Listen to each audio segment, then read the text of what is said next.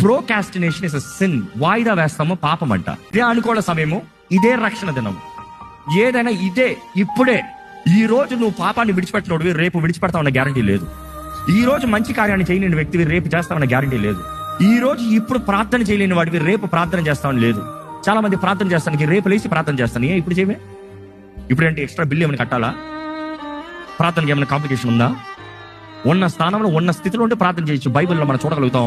నువ్వు ఎక్కడి నుండైనా ప్రార్థన చేయొచ్చు. అంత చేప కడుపులో ఉండి ప్రార్థన చేయొచ్చు, బురదలో ఉండి ప్రార్థన చేయొచ్చు, పిట్లో ఉండి ప్రార్థన, పడకలు ఉన్నప్పుడు నువ్వు అక్కడి నుండి మొరపెట్టినా కూడా ప్రభు నీ ప్రార్థన వినే దేవుడు.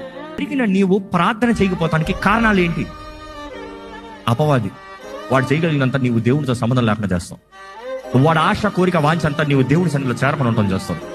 వాడు సాయశక్తిలో ప్రయత్నం చేయగలిగినంత నీకు దేవునికి సంబంధం లేకుండా చేస్తాడు. ఎందుకంటే వాడికి బాగా తెలుసు నీకు దేవునికి సంబంధం కలిగిందా వాడు పారిపోవాల్సింది, వాడు నిన్ను విడిచిపోవాల్సింది.